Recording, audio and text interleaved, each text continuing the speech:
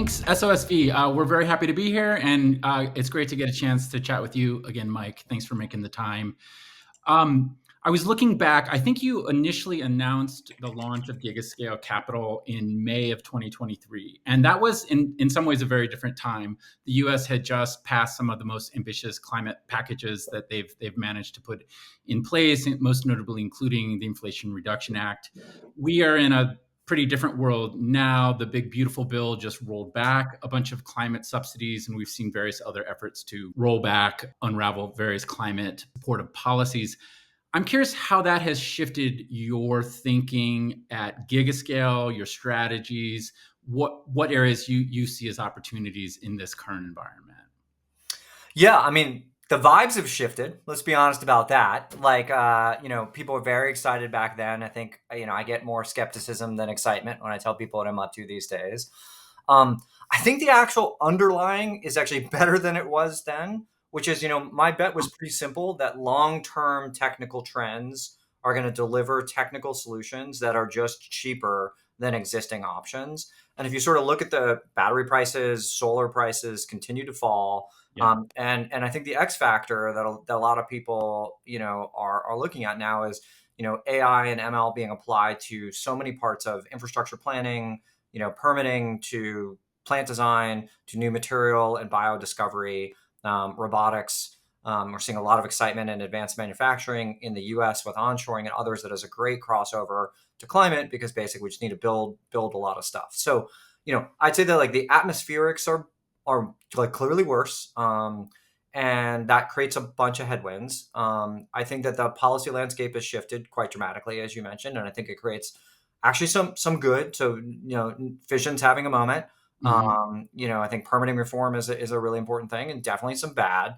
But the underlying technology trends sort of continue unabated, and I think continue to create some really meaningful opportunities for people. And then I'd say the other thing that I somehow didn't mention in all of this is that in that time frame, even months ago now, the pace of data center build out, which is pulling forward energy demand and all of the supply chain resulting from that. We're pulling decades of development into years. And so I think it's like challenging, and we're playing in hard mode now, but I think the opportunities are actually even more exciting than ever. Interesting. Yeah. I mean, I think there's absolutely no question this massive build out of AI data centers is driving huge demand for new electricity generation. Unfortunately, it's not always being met with the resources we might want it to be met with. We are seeing some of it being met with, if it's just running on the grid, some large share of that's going to be natural gas, maybe coal. We're even seeing this uptick in demand spawn proposals for new natural gas plants. So as someone who both has expertise in AI and is a climate tech investor who's interested in driving forth the energy transition as fast as possible, how are you thinking about that problem, that conundrum, and what can be done to sort of ensure that more of this added demand is being met with low carbon or carbon-free energy resources? Yeah. I mean, at the highest level, I would prefer a high demand for energy world than a low demand world, because like if we have demand and there's growth, there's opportunities for investment. And if we're stagnant or falling, it's like just hard to do. And that's what we saw over 20 years. I mean, imagine if you had a long duration energy storage in 2015, like who's going to buy your product? Nobody really cared. And it's very different now. So that's the highest level. And then I think there's some good and some bad. And so let me tell you the good and the bad, which is, the good is that hyperscalers are, compared to the commodity markets, a lot less price sensitive. So if you can deliver, they will pay. And so even a year or 2 years ago, I'd be looking at new energy things, and we'd be doing TCOE analysis and TEAs to try to really understand, can you compete with existing things? And it's sort of, my answer is flipped, which is like, how much capacity can you deliver how quickly is actually the only thing that matters. So hyperscalers are willing to pay for delivery, certainty, and sooner. And they're less price sensitive. So that's the good news. The bad news is not everything is ready in that time frame, right? And so if you're not ready and a turbine and a pipeline is, then they will make a rational decision and buy that technology. So I think it's like back to our first conversation, first part of this conversation is like, it's just like up the urgency for me. It's like, we got to get more of these solutions sort of commercial ready faster. We're like, we Right. don't have time for the 2030s. We need them now. We need them in the next couple of years. Yeah. So, what do you think of the available options right now? What are some of the clean electricity options generating resources that most closely fit that bill that can be spun up relatively quickly to meet these sorts of demands? What are the interesting plays you're seeing in trying to meet those needs in clean ways? Yeah. So I mean, so yes, gas is being built. I mean, the other thing that's happening is on the non clean side, but the other thing that's actually sort of good news is the timelines for delivering gas turbines and the prices continue to go up there. And Hmm. so your competition is sort of, and this is our bet in technology in the long run, is that would fundamentally get more expensive over time, and things like solar would get fundamentally cheaper over time. So like you're just trying to figure out when those lines cross. But the biggest, I think, unappreciated asset right now is batteries. Mm. Um, because batteries can do two things. In a congested grid situation where my peak load exceeds my grid tie, batteries solve that problem for me. Hmm. And if I want to start doing completely siloed off-grid data centers with solar and wind, batteries or a gas peaker can kind of Hmm. make that happen. Right. And the scale of battery deployment, I don't think people like still probably even watching this understand.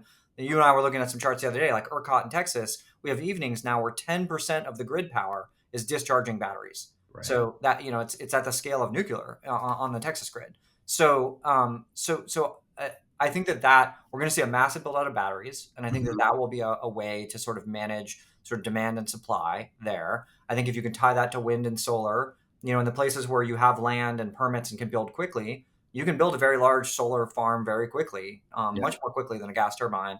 If you have the land and capability. Right. And I think you have other nearer term things. So I think geothermal is having a moment. For sure. Fervo's obviously on a tear. Tim's doing a great job, but it's an underutilized asset. Fission is also having a moment. I think there's a bunch of next generation reactors that have a chance at coming online maybe late this decade. And then I think there's some other, we're invested in a offshore AI inference data center company called Panthalassa, who, is basically putting buoys in the ocean that bob up and down and run inference workloads. And that is getting a lot of attention because it as something that you could scale very quickly, like could be deploying gigawatts this decade. So I think there's, kind of a lot of different things. And then in the 2030s is when I think, I'm mid to late 2030s is when I'm hoping commercial fusion is really a sort of a Mhm. unlock for a whole variety of new things. Yeah. Yeah, you had mentioned yesterday this company, I'm gonna say it wrong, Panthalassa? Is that how Mhm. you say it? Got it. So, it's funny, I've been at Tech Review writing about these things for about a decade now. I've gotten pitched, I can think of like 2 times on wave energy, and I've never really done anything because this is just an area where folks have talked about the potential for a long time, but it's been a very difficult area to figure out a way to do it scalably, economically. Panthalassa, it's a pretty interesting novel approach. It looks, I was on the site today. It's these big floating orbs in the open ocean. Can you just talk a little bit about why you think this might be an approach that could crack this problem? Could actually get us to a point where we are starting to tap into wave energy in a more in a meaningful way. Yeah, I mean, this is why it's so important to think about these things from its overused word. So forgive me, but first principles and sort of like, okay, why is wave energy hard? Wave energy is hard really for two reasons in all most traditional installations. One is many of the systems are tethered to something. They're tethered to the seafloor, Mhm. tied down, anchored down, or they're tethered to a pier or something. And so as soon as you are fixed on something and you have waves crashing into you, you now need to worry about storms. So in the Mhm. outlier case where a very big storm happens, like you have to have enough structural rigidity to survive that. So you've immediately just put a really big cost base on what you're doing to Yeah. fix it and deploy it and reinforce it.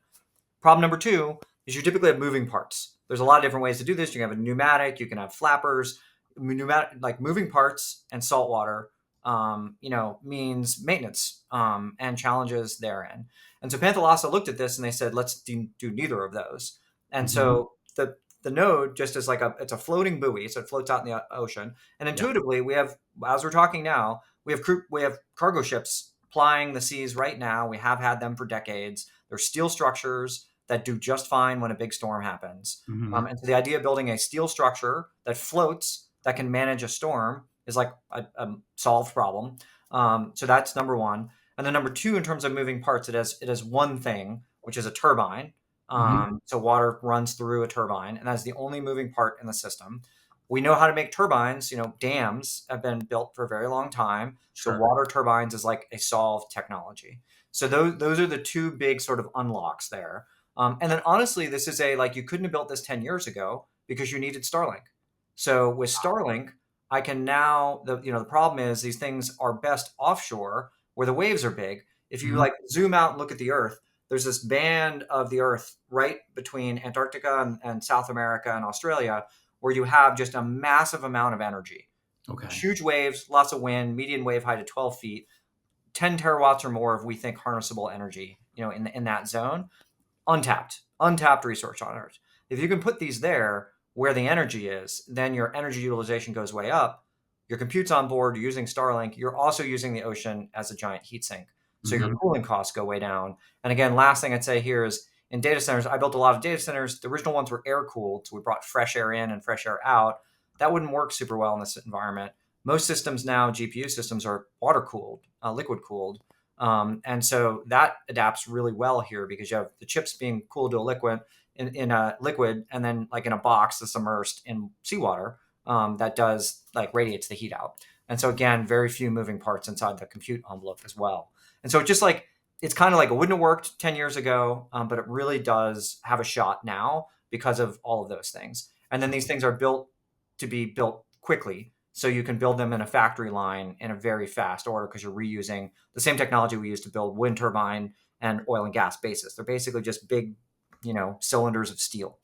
And so in some ways, it's kind of boring technology. It just has like found its moment. Yeah. There is, of course, an added challenge right now, and frankly, a pure unforced error on the US's part in meeting our growing energy needs in clean ways right now, which is that, at least with some forms of clean power, the Trump administration has taken steps to cancel projects. We've seen some big wind projects, a big solar project in my state, Nevada. They've been clawing back funding for projects they had agreed to support. And I'm just curious, how are those sorts of actions sort of affecting the overall business and development climate, our ability to trust the government as a good faith partner on projects, and whether these sorts of dynamics are slowing things up, whatever other progress is happening at the technical level right now. Yeah. Well, I would say that everything I'm talking about requires years to develop. And I think Hmm. things that take years to develop do better in times of stability. So I Hmm. need to know whatever the rules are, Yeah. subsidies, no subsidies, whatever, just like decide it and keep it. So I do, if I could ask for one thing, it would be, a 5-year plan for the United States where the rules don't change very much. And then I think we can do a lot of creative things under a lot of different sort of consistent rule sets. So I think the change in Thrash in supply chains and permitting is sort of bad for everyone. It's Yeah. bad for the country. So I think we should stop that. And I think there's a bunch of cases where federal leases got pulled on things. I disagree with those. I think those are bad. Those are actually a minority of like if you look at solar deployments, 90+% of it's on private land. So, and I think Texas is the most interesting. Texas is the most unregulated energy market out there, and Hmm. Texas is like racing to beat California in battery and solar Yeah. installs. And it's not because they care about. It's because they're good business. Like it's cheap. It's the thing that works. And the reason why Texas had a really good 25 in terms of summer and no emergencies, we think, is because of batteries and solar. And so I think that like we have to figure out how to let the free markets run on this one, Hmm. because when Hmm. you let the free markets run and give consistent rules, I think we're already at a point where batteries plus solar kind of wins in a lot of examples, and Yeah. we'd see it sort of massively deployed. So that's what I'd hope for in that, and we'll see what happens. Okay. When we were speaking to prepare for this call, you had mentioned that there had been a bit of an evolution in your own thinking about our ability to confront some of the growing challenges, some of the different timelines between supply and demand, but then you kind of came to realize there were a handful of pathways that could get us to terawatt hours of clean power, or terawatts of clean power. Can you kind of sketch out? I think you mentioned maybe wave and fusion. What are some of the others that you see being able to really just ramp up rapidly, and then how does that abundant clean power change how we're thinking about some of these challenges today? Yeah, I mean, I think the good news about all of this is like the solution space is innumerable. Like you can count it. It's not infinite. It's not even actually that big a number. And so you can just like walk through what are all the different ways in which we can produce power. Obviously, there's traditional fossil fuels, coal, oil, gas. Hmm. And then, as I said, fusion, I think I'm super bullish about this about a decade out from now. It is sort of the end game for us in terms of power delivered anywhere with no inputs and outputs, highest energy density reaction we know of in the universe. Like the US should be investing tens of billions of dollars to be ahead on this, because I think the country that has this is going to be in a great position. I think, fission is under deployed. If you plot, I have a chart that plots energy systems in like how fast they got to 1 to 10 I think it's 10 terawatts of energy, like their first, and you align the timeframes. Solar is the fastest form of energy generation we've ever deployed as humanity. Fission's number 2, and the chart is like a very sharp slope until the 1970s, when it just like falls off a cliff. So like humanity in recent history has been able to add a lot of fission power very quickly. So it's not a technological problem; it's a regulatory, social license, environmental safety challenge. But I think that there are some pathways in there that are really exciting, that are sort of new technologies that help solve those problems. Hmm. I think geothermal, is literally like we dig down and we get hot rocks. Like it's kind of magic.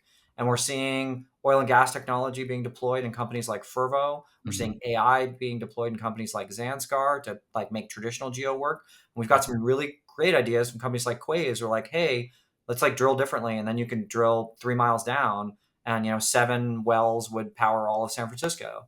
And so I think that that's super exciting. Wind, obviously, solar, and then wave power. So we've got like and I didn't even talk about biomass. So like you've got like a number of different shots on goal here. And Hmm. I think some people in the climate space try to like figure out which is, and I'm kind of just like, do them all.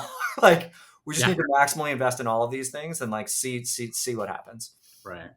And then getting into the sort of second part that I brought up, when we were talking yesterday, you were making some points about if suddenly we go from sort of a limited supply of energy to abundant supply of energy, it starts to change the equations on how we deploy certain resources, what kind of AI data centers we decide to develop, how much we do desalinization. Can you talk a little bit Yeah. about your thinking on that stuff as This well? is, I don't think people understand how much cheap energy is an upstream problem, meaning if you make energy really cheap and abundant, how many other problems immediately get solved for you because of that. And I'll just give a couple of examples. Sure. We're having trouble in the US right now. People are concerned about data center water usage. Hmm. Why do data centers use water? Like the computers don't need it. Like they're not powered by water. It's typically in the cooling system, Right. and evaporative cooling is a very efficient way. So if you're managing energy use, you can basically trade water use for energy use. So let's say I showed up and I said, you know what, I can build you a 5 gigawatt fusion plant in 100 acres, Hmm. and it's unlimited clean energy. You'd be like, great, I'm going to build an inefficient cooling system, dry cooling, Hmm. that uses very little water. And so you solve the sort of water problem, and you solve the like people are nervous about having it in their backyard because there's no waste, there's no safety issues, all the rest of it. So like that all of a sudden makes that problem go away. Hmm. And then if you think about providing clean water for people, desalination is a proven technology. Its Yeah. primary cost is energy. Right. If I make energy way cheaper, we can desalinate in a lot more places. Sustainable aviation fuel. We know how to turn electrons and CO2 into fuel. It's just Hmm. like 4 times more expensive than Right. drilling it and refining it. And so and most of that is energy. And so if both in the carbon capture and in the actual production, again, if you make energy near free, you just can decide how much of that do I want to use to make basically carbon neutral jet fuel.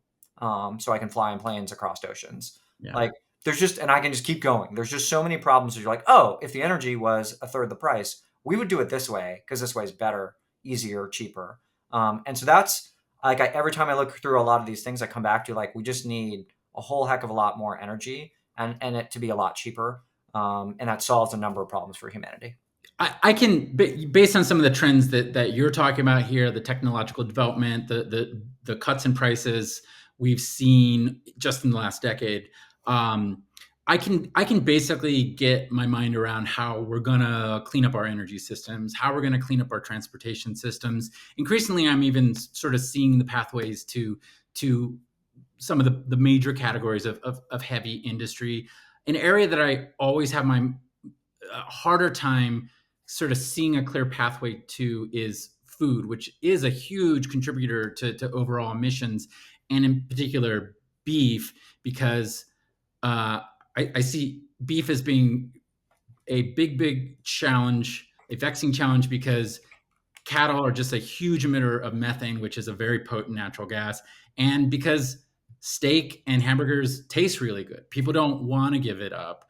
And so it's hard to solve at a policy level. It's hard to solve at a lifestyle change level or a technological level. We've seen some alternative protein burgers and so forth that have, at least are gaining some traction. But you've got a company in your portfolio that's working on that problem. Can you talk a little bit about Pasture Biosciences and why you see that as a potentially promising approach to that particular challenge? Yeah, I mean, so Pasture Biosciences is building a novel vaccine for cattle that can help reduce their methane emissions. And Mm-hmm. so, and this is a technique that we've already used already. There's a product on the market that's a food additive that sort of has a similar effect, Mm-hmm. and it's an elegant application of advances in DNA sequencing and modern vaccine development, to solve a really tough problem. Cattle get about 7 vaccines typically in the United States already. So it's a process people already understand and know. Mm-hmm. And so adding an eighth is not really that big a deal. And so it's a really scalable, sort of cheap way to attack the problem. It doesn't totally solve it. It doesn't eliminate the problem, but it does dramatically reduce that. It has a bunch of co-benefits. The company's still a little bit in stealth, so I can't talk about all of them. But I would say that the thing that I'm excited about this company is the business case is obvious for the rancher.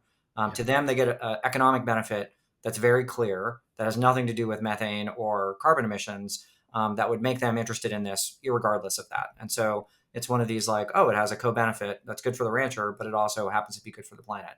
And so Right. solutions like that, I think, can get very rapid adoption. Yeah, I mean, we've been writing about and reading about the various seaweed supplements or supplements kind of based on the active compounds in seaweed that also have a similar effect in cattle.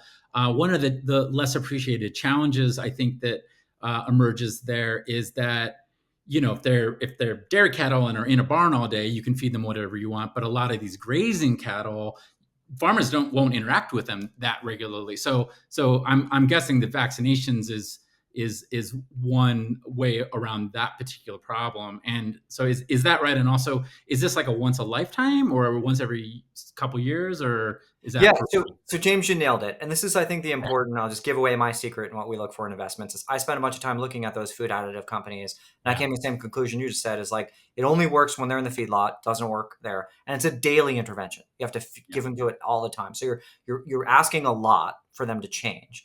And yeah, I like things that are easy and more persistent. So we kind of said, vaccines are something they already get. You would need probably 3 in the lifetime of most cattle, which is like consistent. There's a normal vaccination schedule that just like slots into that normal vaccination schedule. So a daily intervention that doesn't even work when they're in the field versus a 3 times in their life that works when they're in the field, and it's very cheap to make. So the economics are just like so unbelievable. So it's just like structurally a better solution. It's yeah, back to like panthalassa, like yeah, being untethered and having no moving parts is like just a fundamental advantage to that approach. And those, I think, these are the sorts of solutions. When we think about solar and batteries, the idea of solar is because it's manufactured in a factory. We've done so many optimizations to the total material input of those. There's a joke that if you took solar panels from 10 years ago and recycled them, you could make 10 solar panels out of the rare materials from one solar panel interesting. from that time period, because Yeah, we've gotten so good at making them have higher output with fewer expensive things in them. And it's just this process that we're churning over and over again. And so I think that there's like these solutions we have on deck that if we choose the right ones, they give us the optimization points to be able to do this. In this case, like, okay, great, we can like change the formulation of the vaccine and just like it's just like a trivial change. It's fast to Hmm. manufacture, easy to deploy, and you can improve it every year. It's a platform for optimization in a way that many technologies are not. I build a giant thing and then it is what it is. So like I just I I'm excited about these things, James. And I'm excited when the pitch is like, I want to make this money here. Like, great, Yeah. I'm in. Like, oh, Yeah. by the way, we're doing some good stuff for the planet. Like that I think there's a lot more of those than people realize. Yeah. Another area where you've been doing work for a while, both on, I think originally on the philanthropic side, but you've also invested at least one or two companies on the venture side, is carbon removal. You've been doing stuff on to try to drive forward the research and science for ocean alkalinity enhancement in particular. There is a sort of growing view right now. I think that in that space that we are past the peak of inflated expectations to adopt the Gartner language. Where do you think it goes from here, and what do you think it's going to take to really get this sector scaling up from here and getting us to the megaton, billion, gigaton scale that the models suggest we may need in the coming decades to be able to really check climate change? Yeah, I mean, I think there's a simple answer here, James, which is cost. Like Hmm. carbon removal is an invisible thing. You don't see it, you don't notice it when I do it. Yeah. Do have a willingness to pay. There are lots of laws on the books in Europe, in the United States, that have various prices from $85 to many hundreds of dollars. Hmm. And so, if you can deliver a solution that can actually remove verifiably carbon at low costs and high scalability, millions of tons, there is a market for you. I think the challenge we have is this is a hard problem. It's a very small inert gas in the atmosphere. And again, it takes a lot of energy. Most solutions require a lot of energy to Hmm. separate that carbon and distill it down into something, and then you got to sequester it. And Yeah. so if you look at, the sort of approaches we've taken, we've done two investments. One is in biochar, one is enhanced rock weathering. And then on Hmm. the philanthropic side, I've been doing a lot of work to support ocean alkalinity enhancement. These are all effectively supercharging natural solutions that already work. We know that like when rain weathers rocks, you can see it in the geologic record. You can see the emergence of the Himalayas in the geologic record with a drawdown of CO2 in the atmosphere because a lot more rock got exposed. It gets weathered. It alkalizes the water. It creates a chemical reaction that captures carbon. It's like we know this works. So it's just a question of can you like make it work at human timescale rather than geological timescale and at low cost?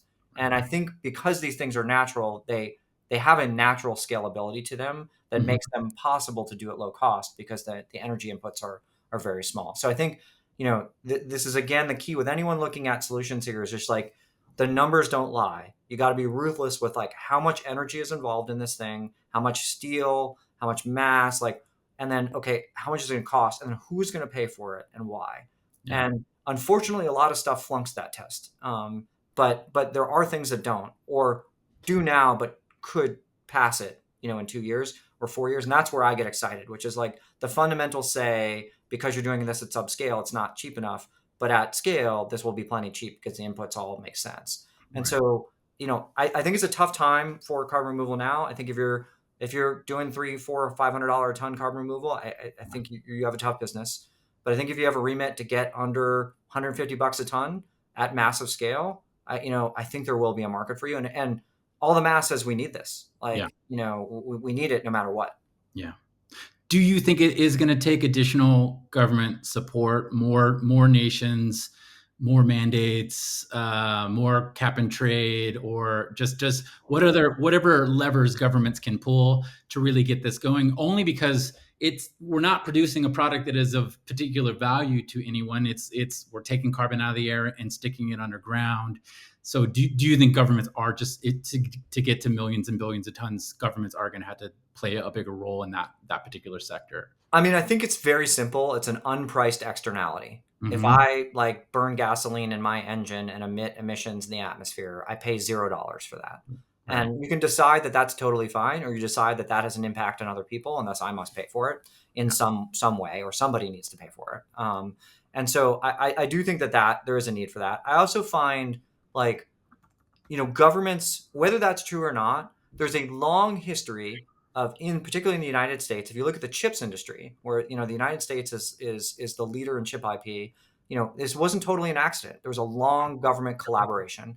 Solar panels came out of research from the U.S. government. The internet. I mean, I can just like name technologies that we like live our lives on that started with some sort of government-private collaboration, and then at some point it became commercially viable all on its own. You don't need the governments there anymore. Hmm. And so, I think we have a number, so for example, I would say fusion, I would put in this category. It's not yet commercially viable. The Yeah. US government should be pouring a lot of money into this. And at some point we'll make it work. We have big companies off making money doing it. Great. We don't need to invest any more federal dollars.